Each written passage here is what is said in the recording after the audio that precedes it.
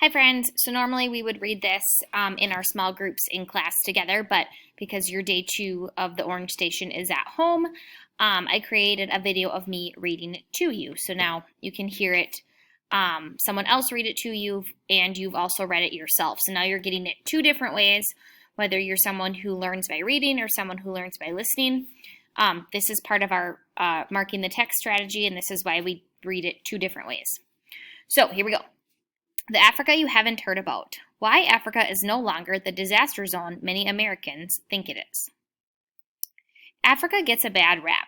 The images that come to mind for most Americans are of famine, genocide, corrupt governments, and bloody wars. So it may come as a surprise to hear that a number of experts are suggesting a new way to think of the continent, as an economic dynamo. While Europe and the United States struggle to get their economies growing again after the global recession, the International Monetary Fund, or IMF, expects Africa to have the fastest growing economy of any continent over the next 5 years. 6 of the world's 10 fastest growing economies from 2001 to 2010 were in Africa, according to The Economist magazine. And looking forward, the IMF says that from 2011 to 2015, African countries will fill 7 of the top 10 spots. What's driving Africa's growth? 2 major factors are a burst of international investment and the rise of entrepreneurs, many of them women. Remember, entrepreneurs means like people starting their own businesses. International companies, especially from China, are investing heavily in Africa. Vast deposits of oil, gas, and minerals are being discovered. Goldman Sachs, a U.S. investment banking firm, recently compared business opportunities in Africa to those in China in the early 1990s. Consider Lesotho in southern Africa, the continent's biggest apparel exporter to the U.S. The Nang Hsing Textile Company of Taiwan has opened 3 factories and a denim mill in Lesotho, employing more than 8,000 people. Workers make jeans for Levi's and other American companies. While America may largely misperceive Africa as a disaster zone, China sees the continent's promise, says New Yorker Times columnist Nicholas Kristof. Everywhere you turn in Africa these days, there are Chinese business people seeking to invest in raw materials and agriculture. But American businesses seem to be only beginning to wake up to the economic potential. That potential is enormous. This year, according to the World Bank, a third of the economies of the 49 sub-Saharan African countries will grow 6% or more.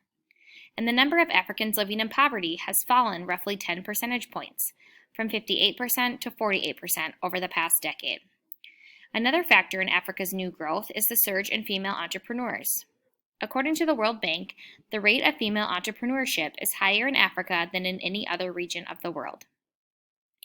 Women in the private sector represent a powerful source of economic growth and opportunity, says Marcelo Giugale, the bank's director for poverty reduction and economic management for Africa. In Uganda, 29-year-old Loving Kabusinye started Kati Fish Farms, which now sells about 1,100 pounds of fish sausage every day. I always knew I was a businesswoman, says Kabusinye. Not just swatting away flies. In Kenya, Oriokolo, 23, helped found Ushahidi, a web platform that allows people worldwide to report news from their cell phones or computers.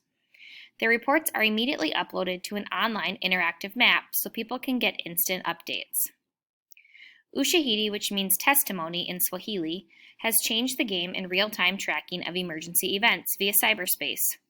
It was started to track political violence after Kenya's presidential election in 2008.